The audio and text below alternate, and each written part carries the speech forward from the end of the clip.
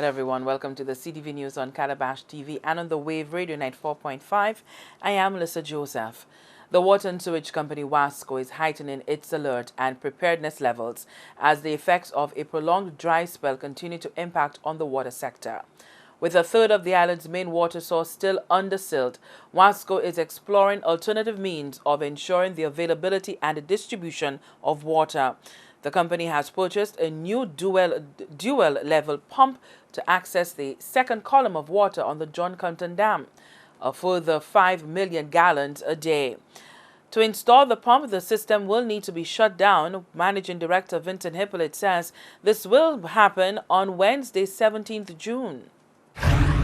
So we will have public notices going out saying that for the day of Wednesday, from the morning right through the entire day, the water supply on the John Compton system will be turned off. And that is to allow us now to place that pump on the water, deal with a flange on the dam infrastructure, and be able to mobilize everything that is necessary for the pump to be able to move the water from the second column onto the system should it be necessary.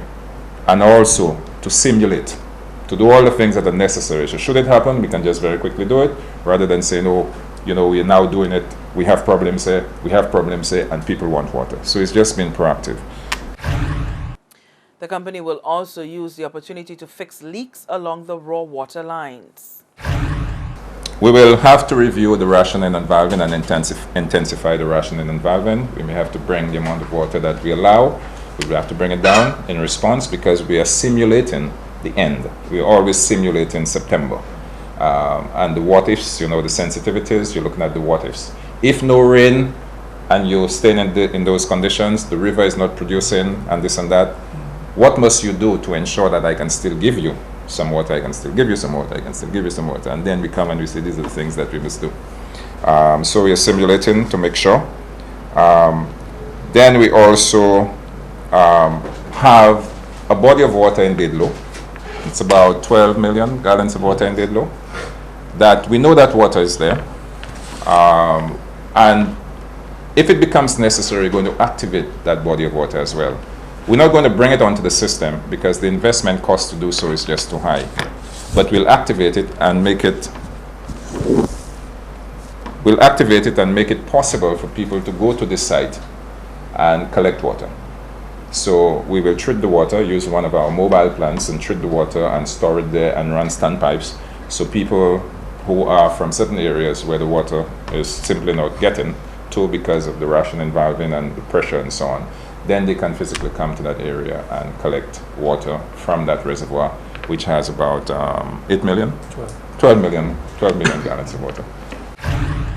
Managing Director of WASCO, Vincent Hippolyte there. Meantime, the Department of Forestry has appealed to the farming community and landowners to preserve trees and vegetation during this dry period. The Deputy Chief Forest Officer says the crisis with water is being heightened by the cutting of trees. Now, in the dry season, as we all know, that is when our rainfall is extremely low. But we still need to depend on water for domestic use, for agricultural use, for industrial use, etc. But we do not have the amount of rainfall that we would have, let's say, in the rainy season.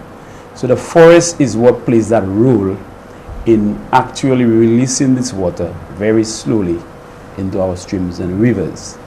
But the forestry department is very, very concerned about the rate of deforestation, indiscriminate cutting of forests that is actually taking place in the dry season. As we all know, that is the time most of our farmers clear lands to prepare for the next rainy season. But what is happening is they're actually making the situation worse, because by removal of forests, by removal of vegetation at this time, you are actually increasing the evaporation rate, and in this case you are losing more water through evaporation than you would have available for domestic, industrial and agricultural use. Alfred Prospere says in the aftermath of Hurricane Tomas, 500 acres of forest reserve was lost. A nearly $1 million donation by the government of Australia for restoration has seen more than 75% of the process completed. The farmers actually cut all the vegetation up to the river edge, and what you have is siltation of those rivers after heavy rains. We see what is happening in terms of the cattle grazing along our river banks. Now it would have been very good for persons in the rural areas to be using the rivers to actually bathe or wash, but a lot of those rivers are polluted, and it is not possible for persons to actually use some of that water that they would have really liked to see that they're actually using now because of the situation with with WASCO in terms of not being able to supply all the communities with the domestic water. Alfred Prospere, Deputy Chief Forest Officer.